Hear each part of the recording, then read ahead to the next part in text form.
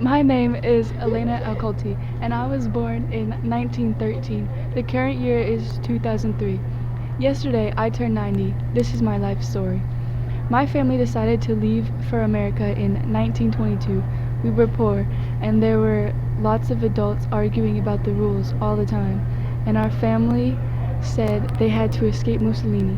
At the time, I thought it was some type of zombie pasta noodle, but now I know it was a fascist government, and we wanted to go to America for freedom and better jobs because everybody was poor. We wanted a better life. My father, Mario, sold his bakery for tickets to Ellis Island, and we bought the steerage class. Me and the rest of my family, my brother, my mother, Viviana, and my grandma all went to the docks. The tickets we bought were very expensive and were worth 2/3 of our savings, but we all made it there safely with all of our belongings and boarded the ship. The ship was so massive and beautiful, and it was so amazing to be on the open sea. I couldn't wait to arrive in America. A few days into our journey, Grandma seized and fell on the floor. She never got up. She had a swollen neck and a pale face and couldn't breathe, and we never really knew what happened to her. The crew allowed us a few moments to say our goodbyes before they said they would take care of her. We never really knew what happened to her. All we had were a few of her belongings. She died at the age of 67. I really miss Mom. It was such a tragic event, and Mario refused to leave his bed for 3 days until he joined us for dinner. Likely, only because he had to. During that time, I'd been distracting the kids, allowing Mario to grieve. But we had gotten sick due to lack of airflow and too many passengers crammed into a small space. We could always hear shouting and crying through the walls, and it was difficult to sleep. During the day, after Papa was okay, Mama would have us play card games because we only had one card deck. We would tell stories and even got into mischief by jumping on the beds when our parents were away.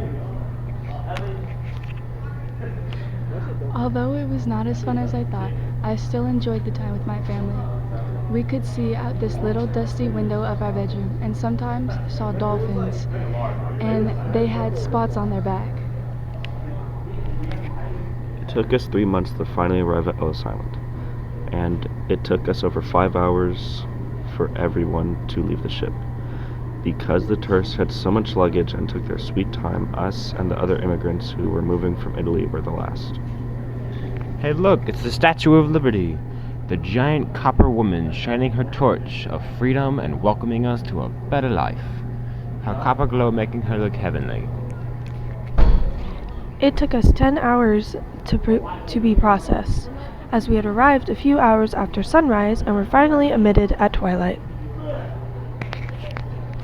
We took a ferry over to the mainland and then walked across the city. It was like being on another planet. There was only happiness. We found the train station and had to wait well after dark for the train to arrive. Papa brought us train tickets and we all squeezed into a tiny room where we were given sheets and pillows and had to sleep on the ground, but it was the best sleep we had in months. Whoa! Look at all the trees. Mom, I'm hungry. Is there any food on this train? After a week-long journey on the train, we finally arrived in Chicago, with its tall and gleaming skyscrapers and big factories with large plumes of smoke promising profit. We were forced off the train to the outside world, where Mario met with a landlord, but he was way too expensive for us to stay in his apartments. So, we met with landlord after landlord, and each time we were turned down, either because it was too expensive or they were full, or just because we were Italian. Eventually, at the corner of the town, we found a landlord who was willing to lease for a very affordable price. But the whole place reeked of a mess and rats. I was constantly after Francesco to not touch the rats, and Elena from screaming and squealing her head off. Papa finally found us an apartment after we had a dinner of bread and cheese, and we hauled our luggage up to it. Where we are living is loud because there are no dividing walls and very disgusting because there are rats almost the size of my forearms.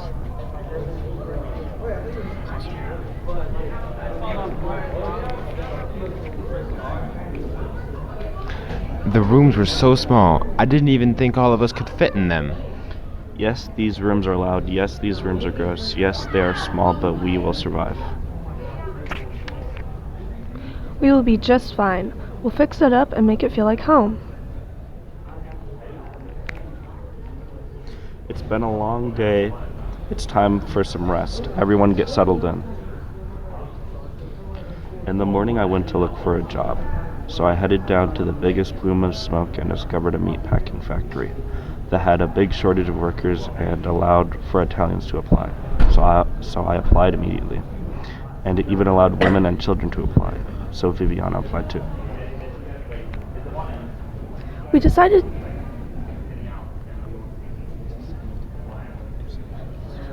decided to send the kids to school while both of us worked.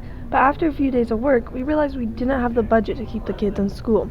We were not making enough money for the day because our wages were too low, and we had to pull them out of school.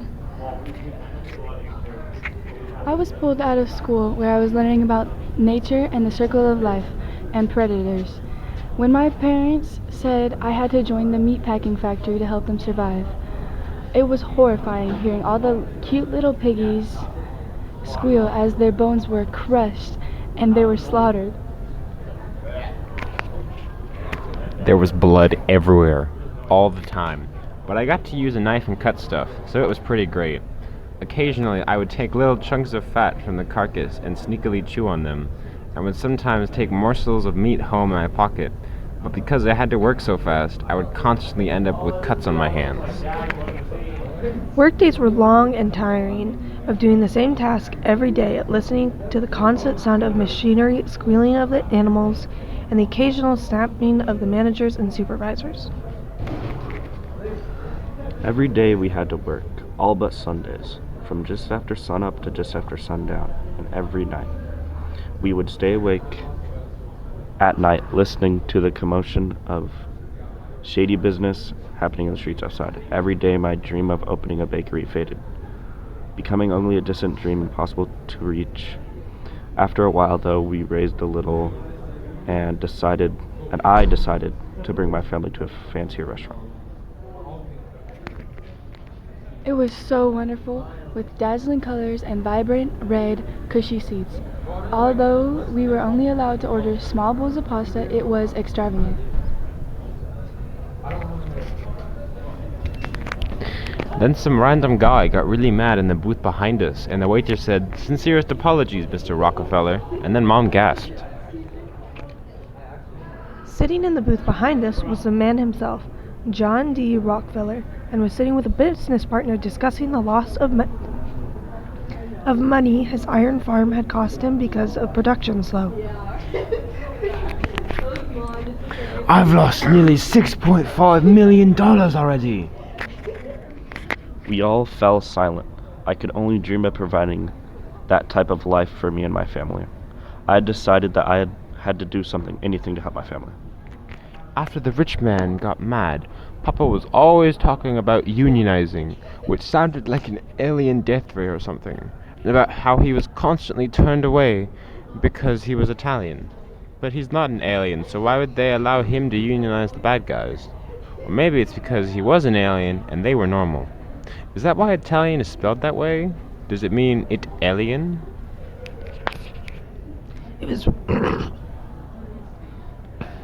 It was really difficult for Mario to find a union, as they constantly turned him away because he was Italian, and we couldn't get any better wages than a white man because the white man was preferred because of his race and the immigrant because of their pay.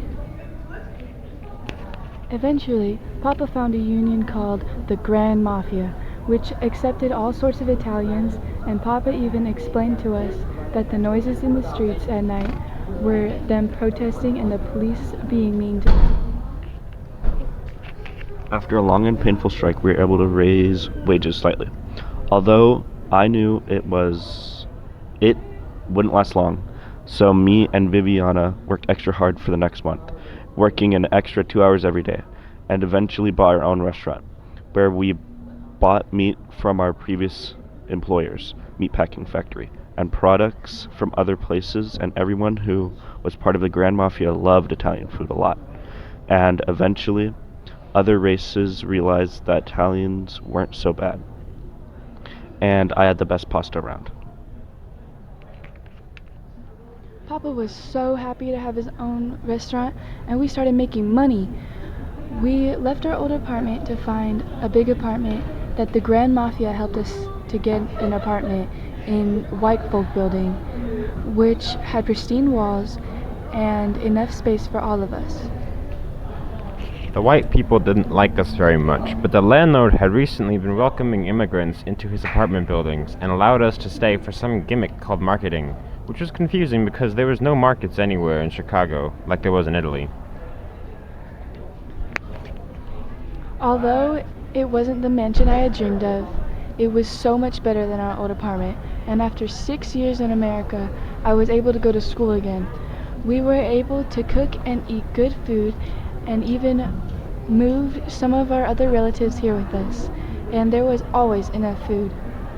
I am eternally grateful to my family for choosing to move to America, and although it was really difficult, we were able to live a good life.